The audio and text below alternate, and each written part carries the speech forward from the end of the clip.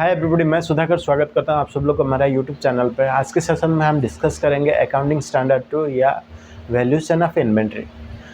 Inventory company के लिए second larger item होता है वैल्यू के हिसाब से। पहला चीज़ हो जाता है फिक्स्ड एसेट। कोई कंपनी है तो उसके लिए फिक्स्ड एसेट बहुत सारा वैल्यू कैरी करता है अमाउंट के हिसाब से। उसके बाद आता है इन्वेंट्री। इन्वेंट्री एसेट होता है कंपनी के लिए, ये बैलेंस शीट में एसेट साइड दिखा जाता है। तो जब फाइनल अकाउंट प्रिपेयर किया जाता है, बैलेंस शीट प्रिपेयर किया जाता है, उस टाइम पे जितना भी अपने पास इन्वेंट्री है, मतलब जो चीज़ बिका हुआ नहीं आगे जाके हम बेचेंगे या हो गया क्लोजिंग स्टॉक, उस चीज़ को वैल्यू करेंगे, उसका कैलकुलेशन करेंगे, कैसे कौन सा मेथड अप्लाई होता है, वो सब चीज़ क्या प्रोसेस होता है, वो अकाउंटिंग स्टैंडर्ड 2 डिफाइन करता है। इसलिए अकाउंटिंग स्टैंडर्ड 2 को अप्लाई करके इन्वेंट्री का वैल्यूएशन किया जाता है, फिर उसका जो अमाउंट निकलता है उसको बैलेंस शीट में रिप्रेजेंट किया जाता है। चलिए देखते हैं किस मेथड में, कौन सा प्रोसेस में उसका वैल्यूएशन होता है। तो फर्स्ट थिंग हो गया कि इन्वेंट्री का डेफिनेशन क्या है। Definition of inventory, asset held for sale in ordinary course of business। मतलब asset held for sale in ordinary course of business का अर्थ है, ये फ्रेज का ordinary course of business means कोई कंपनी है जो बॉल पेन का मैन्युफैक्चरिंग करता है, उसके लिए ऑर्डिनरी कोर्स ऑफ बिजनेस हो गया manufacturing of ball pen and selling of ball pen. मतलब उसका कोई प्राइम फोकस है जिस पे बिजनेस रन करता है। बॉल पेन का मैन्युफैक्चरिंग करेगा, फिर उसको सेल करेगा, उसके ऊपर प्रॉफिट अर्न करेगा, वो हो गया ऑर्डिनरी कोर्स ऑफ बिजनेस। उसको कहता है ऑर्डिनरी कोर्स ऑफ बिजनेस। अभी देखते हैं इन्वेंट्री क्या चीज़ को कवर करता है। Inventory covers following items. क्या चीज़ इन्वेंट्री कवर करता है? फर्स्ट थिंग हो गया रॉ मटेरियल,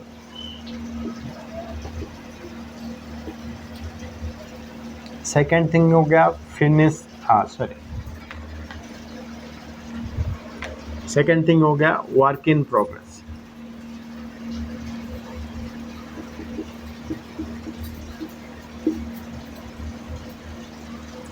थर्ड थिंग हो गया फिनिश्ड गुड्स,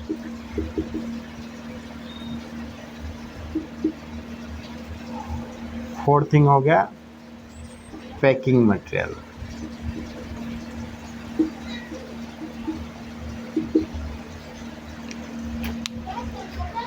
ये हो गया कोई अगर मैन्युफैक्चरर है तो उसके लिए रॉ मटेरियल फर्स्ट थिंग है इन्वेंट्री में आता है, क्योंकि उसके पास तो रॉ मटेरियल होगा, फिर उसको यूटिलाइज करके वो मैन्युफैक्चरिंग प्रोसेस स्टार्ट करता है। जब यूटिलाइज करके मैन्युफैक्चरिंग प्रोसेस स्टार्ट करता है, सेकंड स्टेप में आ जाता है रॉ मटेरियल कन्वर्ट हो जाता है इनटू वर्क इन प्रोग्रेस। मतलब ये उसका रॉ मटेरियल का स्वरूप बदल गया, अभी वो चीज़ हो गया work in progress. Work in progress fully अगर मैन्युफैक्चरिंग प्रोसेस में यूटिलाइज हो जाता है, वो बन जाता है फिनिश्ड गुड्स। अभी पैकिंग मटेरियल क्यों इन्वेंट्री में आता है?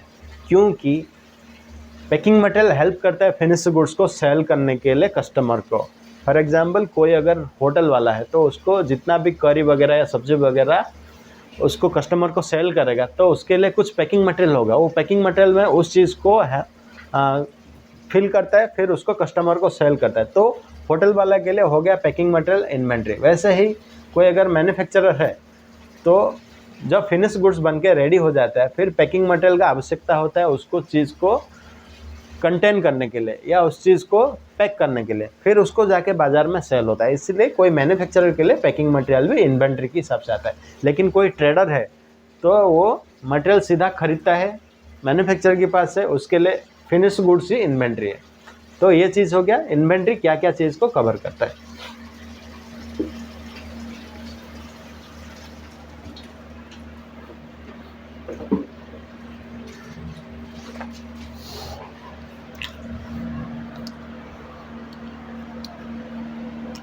बट कुछ सिनेरियो में होता है, जैसे कि कोई कंपनी है वो बल्क केमिकल कंपनी में उसका डीलिंग है बल्क केमिकल का। फॉर एग्जांपल कोई कंपनी है डील्स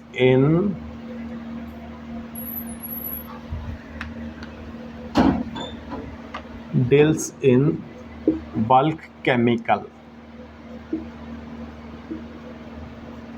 कोई कंपनी है जो कंपनी डील करता है बॉल केमिकल कंपनी XYZ। ये जो कंपनी है बॉल केमिकल कहीं से परचेज करता है दूसरे कंपनी से। जब दूसरे कंपनी से परचेज करता है उसको मटेरियल आता है एम्प्टी कंटेनर में।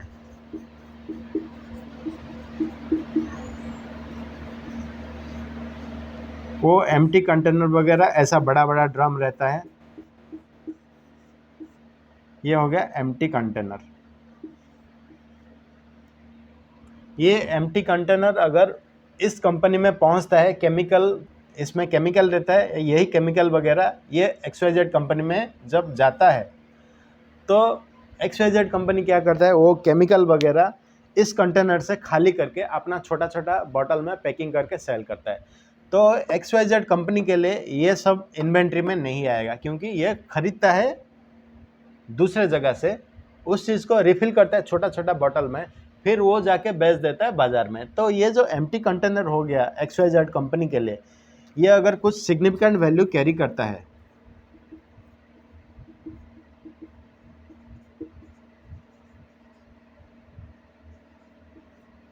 ये एम्प्टी कंटेनर अगर कुछ सिग्निफिकेंट वैल्यू कैरी करता है,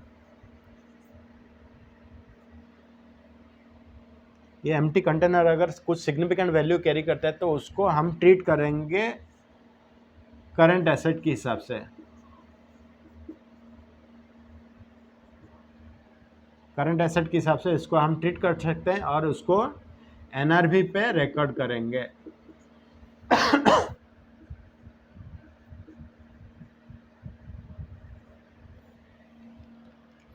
अगर ये एम्प्टी कंटेनर कुछ सिग्निफिकेंट वैल्यू कैरी करते हैं तो उसको हम करंट एसेट के हिसाब से ट्रीट कर सकते हैं और NRV पे उसको रिकॉर्ड करेंगे।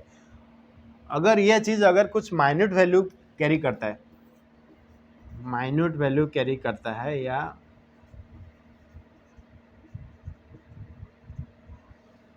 या कुछ छोटा अमाउंट इसका, ये चीज़ का अगर वैल्यू करेंगे कुछ छोटा अमाउंट रहता है तो उसको स्क्रैप में बेच देते हैं और उसको मिसलेनियस इनकम के हिसाब से प्रॉफिट एंड लॉस अकाउंट में दिखा देते हैं।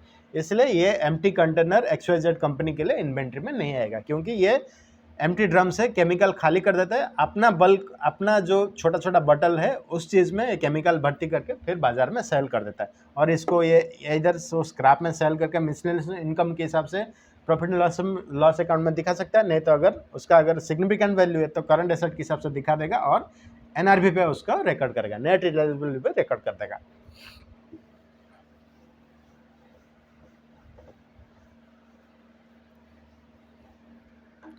अभी अकाउंटिंग स्टैंडर्ड 2 क्या चीज़ को एक्सक्लूड कर लेता है? फैक्टर्स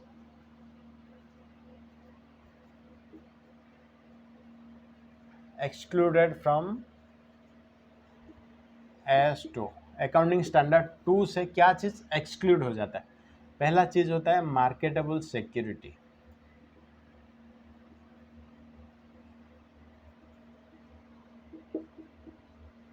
और financial instruments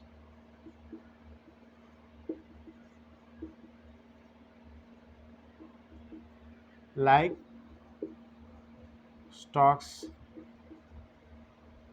stock share debenture. कोई अगर स्टॉक ब्रोकर है, वो स्टॉक का ट्रेडिंग करता है तो वो ये सब चीज़ होल्ड करता है, आगे जाके उसको बेचेगा तो प्रॉफिट आएगा। तो इस चीज़ को AS2 कंसिडर नहीं करता, या इन्वेंट्री का वैल्यूएशन में ये चीज़ नहीं आएगा, मार्केटेबल सिक्योरिटी या financial instrument.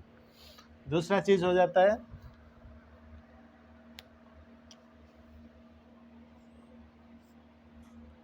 Work in progress of constructed buildings. मतलब कुछ अगर बिल्डिंग बना हुआ है और आधा हो चुका है, उसका पूरा बनना बाकी है अभी, उस चीज़ को AS2 में कंसिडर नहीं किया जाता है। तीसरा हो गया service providers,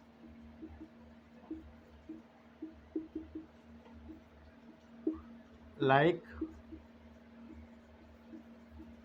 doctors, CA, professional bodies.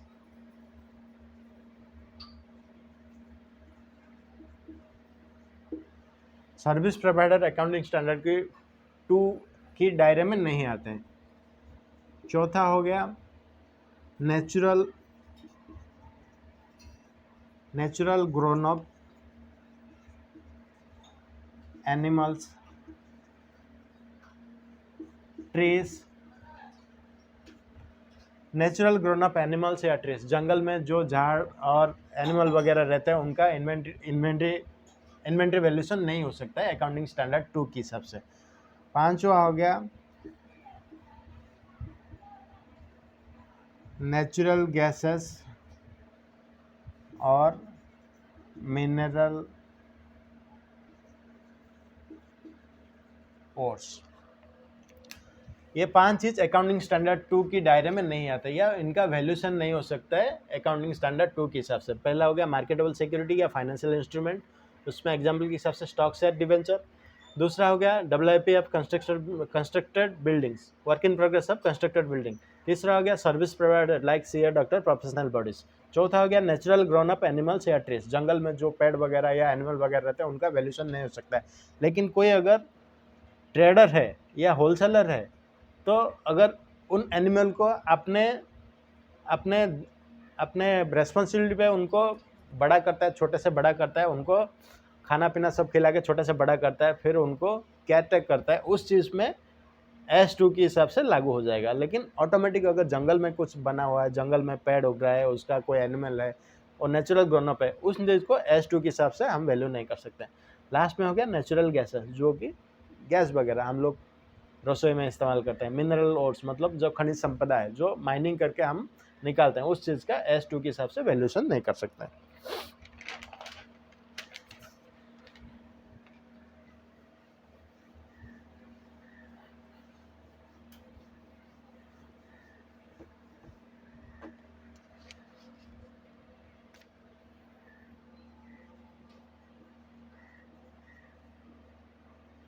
Methods used for inventory valuation। कौन सा मेथड इन्वेंट्री वैल्यूशन में यूज होता है? सबसे पहला आता है स्पेसिफिक आइडेंटिफिकेशन मेथड।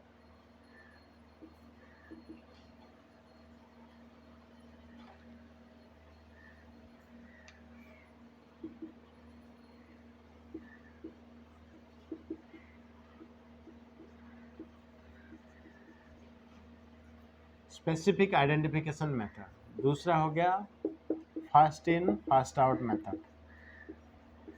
तीसरा हो गया वेटेड एवरेज मेथड।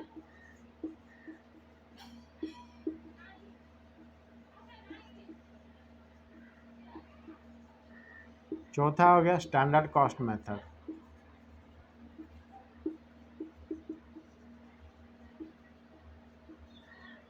पांचवा हो गया रिटेल प्राइस मेथड।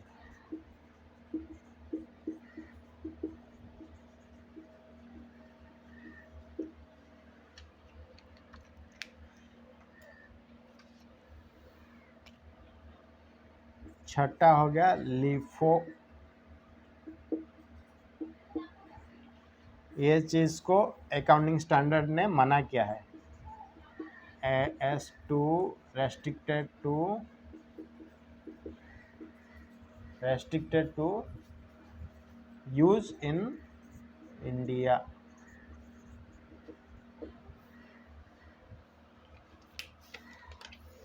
S2 के हिसाब से लिफो हम इस्तेमाल नहीं कर सकते इंडिया में, ये बैन है या रेस्ट्रिक्शन है, इसको हम इस्तेमाल नहीं कर सकते। उसको छोड़ के पांच मेथड है जो हम वैल्यूशन में यूज़ कर सकते हैं इन्वेंट्री का। फर्स्ट थिंग हो गया in specific identification method. Specific identification method उस कंपनी में इस्तेमाल होता है जहां प्रोडक्ट बनता है कस्टमाइज्ड वे में, मतलब कस्टमर का ऑर्डर आता है, कस्टमर की स्पेसिफिकेशन के हिसाब से मटेरियल बनता है। मतलब हर मटेरियल जो बनता है एक दूसरे से अलग होता है स्पेसिफिकेशन की वाइज के हिसाब से और उसका लागत के हिसाब से। For example lens card order लेके स्पेक्टेकल्स या गॉगल्स बनाता है, तो अलग अलग जो गॉगल्स या स्पेक्टेकल्स बनता है उसका लागत भी अलग होता है, क्योंकि उनका स्पेसिफिकेशन अलग होता है, उसमें कॉस्ट अलग अलग लगता है। तो उस टाइम पे हम इन्वेंट्री का वैल्यूशन करेंगे स्पेसिफिक आइडेंटिफिकेशन मेथड के हिसाब से। वो हो जाता है यूनिक मेथड होता है, हर चीज़ हर प्रोडक्ट जो बनता है वो यूनिक होता है। सेकंड हो गया फीफो या वेटेड एवरेज मेथड। ये हम इस्तेमाल करेंगे फीफो या वेटेड एवरेज, ये दोनों चीज़ हम इस्तेमाल करेंगे जहां मटेरियल बनता है बैचेस में। बल्क क्वांटिटी में जब बैचेस में मटेरियल बनता है उस टाइम पे इन्वेंट्री का वैल्यूएशन होता है फीफो में या वेटेड एवरेज मेथड में। अगर calculation of inventory valuation possible नहीं है फीफो और वेटेड एवरेज मेथड में, तब अकाउंटिंग स्टैंडर्ड 2 कहता है हम फॉलो कर सकते हैं स्टैंडर्ड कॉस्ट मेथड या रिटेल प्राइस मेथड। अगर ये दोनों पॉसिबल नहीं है, नॉट पॉसिबल टू कैलकुलेट, ये दोनों मेथड अप्लाई करके हम इन्वेंट्री का वैल्यूएशन कैलकुलेशन नहीं कर सकते हैं, तो अकाउंटिंग स्टैंडर्ड कहता है स्टैंडर्ड कॉस्ट मेथड इस्तेमाल कर सकते हो, नहीं तो रिटेल प्राइस मेथड इस्तेमाल कर सकते हो।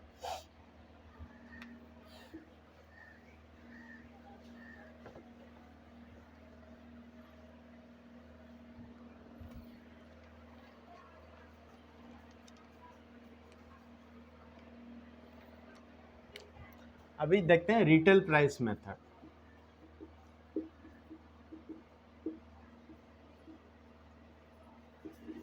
यह मेथड इस्तेमाल होता है उस कंपनी में जहां 1000 टाइप्स ऑफ इन्वेंट्री रहता है, मतलब हर इन्वेंट्री अलग अलग ऐसा बहुत सारा इन्वेंट्री रहता है, तो हर इन्वेंट्री में तो टैगिंग होता है उसका सेल प्राइस का। रिटेल प्राइस मेथड कैसे कैलकुलेशन करते हैं, इसका कैलकुलेशन का प्रोसेस है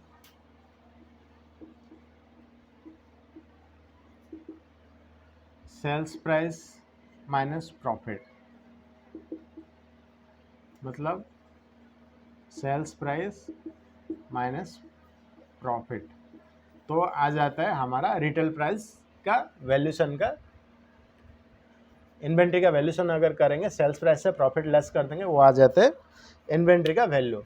तो जो कंपनी का 1000 टाइप्स ऑफ इन्वेंट्री कैरी करता है उस टाइम पे हर एक इन्वेंट्री को जाके वैल्यू करना मुश्किल हो जाता है, उस टाइम पे रिटेल प्राइस मेथड अप्लाई होता है, क्योंकि उसका सेल प्राइस तो उस टैगिंग करके होता है हर इन्वेंट्री के ऊपर, उससे प्रॉफिट माइनस कर लेते हैं तो आ जाता है उसका इन्वेंट्री का वैल्यू।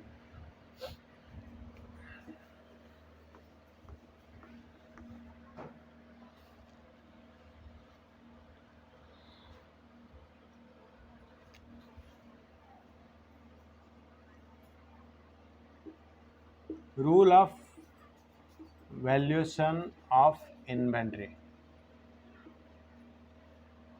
हम इन्वेंट्री को कौन सा रूल के हिसाब से वैल्यू करेंगे।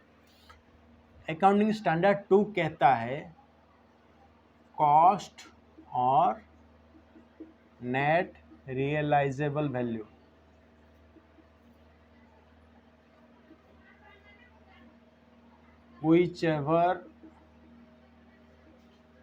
whichever is low, ये सबसे इंपॉर्टेंट टर्म है। इन्वेंट्री का वैल्यूएशन हम करेंगे कॉस्ट और net realisable value whichever is low। ये जो टर्म है whichever is low, ये अकाउंटिंग कंसेप्ट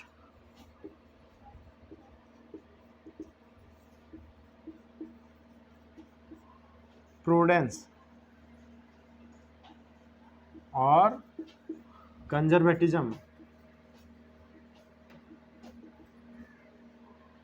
कंजर्वेटिज्म के ऊपर बेस्ड है।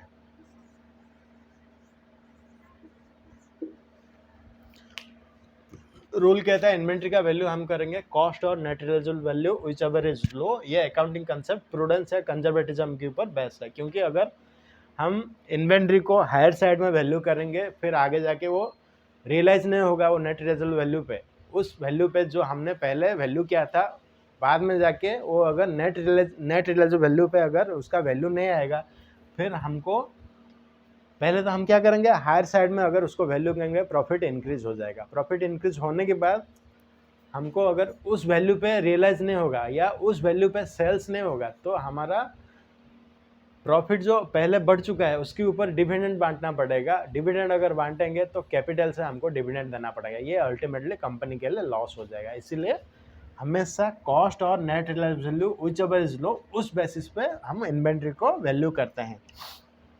लेकिन कुछ एक्सेप्शन है जहां एनआरबी पे ही वैल्यू होता है।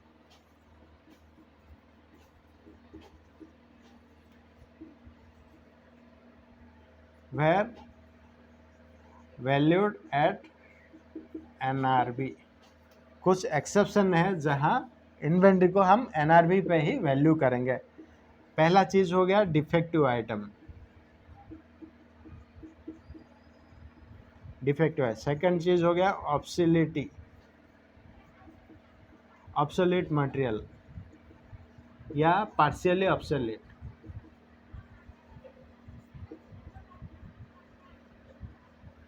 थर्ड हो गया कॉस्ट इंक्रीज।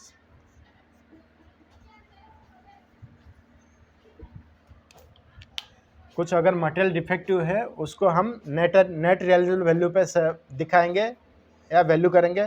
ऑब्सोलिटी मतलब मीन्स कुछ उसका पार्शियली ऑब्सोलेट है, मतलब कुछ अगर इवापोरेशन हो जाता है, वो चीज़ अभी जितना क्वांटिटी में पहले था अभी उस क्वांटिटी में नहीं है, तो उसको भी NRV पे ही हम उसको वैल्यू करेंगे।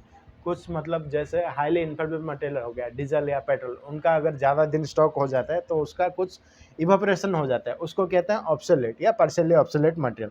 कॉस्ट इंक्रीज, पहले हम कुछ खरीदे थे, अभी वो चीज़ अमाउंट उसका बहुत हाईली रेज हो गया। ये तीनों का एक्सेप्शन में हम इन्वेंट्री को वैल्यू करेंगे NRV के ऊपर पे। अभी NRV क्या होता है, NRV पे आपको समझा देता हूँ। NRV मीन्स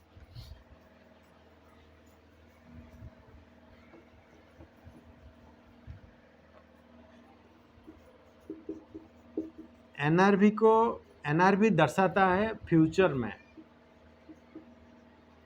फ्यूचर में मतलब कितने में बिकेगा, कितने में बिकेगा। नेट रियलाइजेबल वैल्यू का अर्थ इतना है कितने में वो मटेरियल बिकेगा, ये फ्यूचर टेंस को दर्शाता है। हम प्रेडिक्शन कर सकते हैं एक आइटम 100 रुपये में बिकेगा, 50 रुपये में बिकेगा या 200 रुपये में बिकेगा, ये हमारा प्रेडिक्शन है। आगे जाके हम सोच सकते हैं ये मटेरियल इतने में बिकेगा, लेकिन पक्का नहीं है उस अमाउंट में वो बिक जाएगा, उसको हम कहते हैं नेट रियलाइजेबल वैल्यू। इसका कैलकुलेशन होता है sale price minus cost to sale is equal to NRV।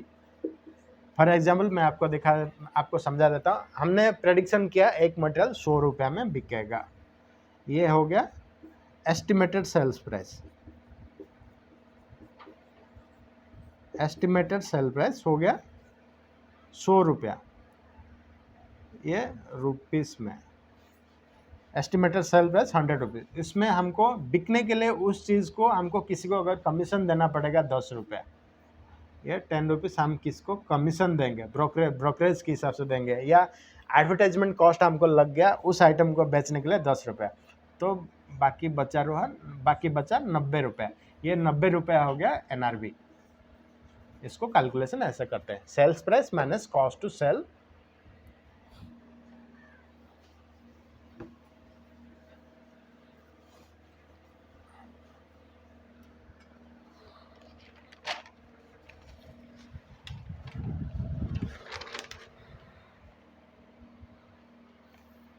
अभी देखते हैं definition of cost.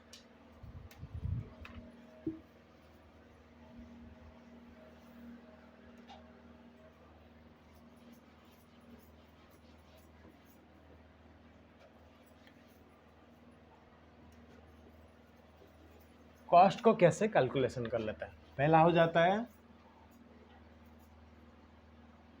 Purchase price, उसमें ऐड करेंगे duty and tax add freight inward add transportation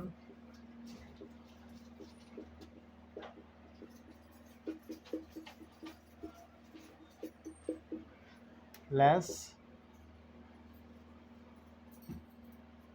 recovered duty and tax,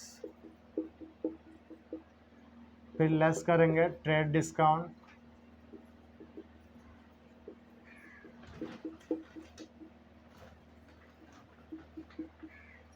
फिर add करेंगे इंश्योरेंस। इंश्योरेंस कंपलसरी है if material is carried by ship,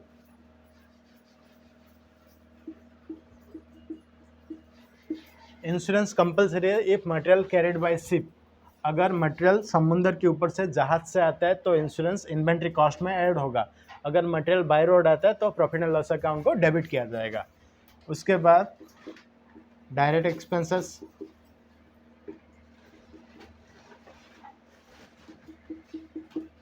उसके बाद डायरेक्ट एक्सपेंसेस के बाद डायरेक्ट लेबर, उसके बाद फिर वेरिएबल ओवरहेड,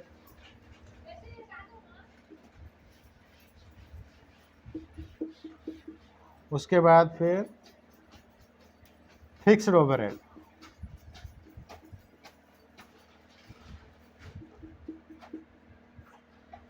ये आपका फाइनली आ जाता है cost of inventory.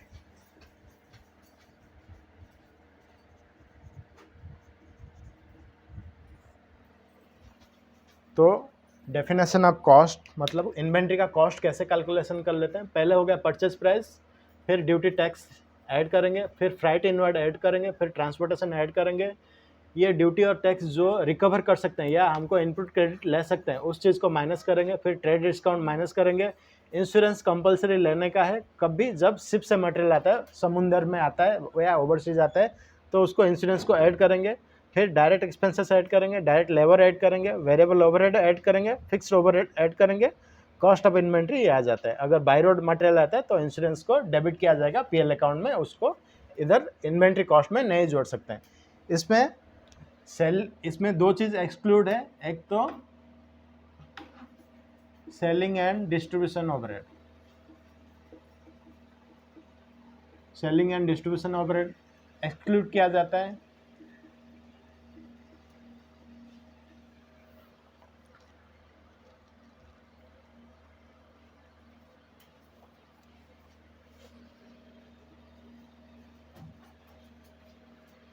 Admin overhead भी एक्सक्लूड किया जाता है। ये दोनों चीज़ एक्सक्लूड किया जाता है डेफिनेशन मतलब इन्वेंट्री कॉस्ट में कैलकुलेशन करने के लिए। अगर ये सब चीज़ होने के बाद अगर कुछ कॉस्ट हमारा छूट जाता है इस इन्वेंट्री में ऐड करने के लिए, जो कि अपना इन्वेंट्री को लाने के लिए खर्चा होता है दूसरे कंपनी से अपना कंपनी तक, अगर ये ऐड करने में उसमें छूट जाता है तो वो सब चीज़ फिर बाद में इन्वेंट्री कॉस्ट में ऐड किया जाता है। हम इसके बाद देखेंगे फिक्स्ड ओवरहेड का कैलकुलेशन कैसे करते हैं, वो सेकेंड वीडियो में देखते हैं। ये वीडियो अगर अच्छा लगा आपको प्लीज़ लाइक कीजिए, शेयर कीजिए, सब्सक्राइब कीजिए। नेक्स्ट वीडियो में उसका सेकंड पार्ट बनाएंगे और कोशिश करेंगे फिक्स्ड ओवरहेड को कैसे कैलकुलेशन करते हैं हम देखेंगे। थैंक यू एंड नमस्ते।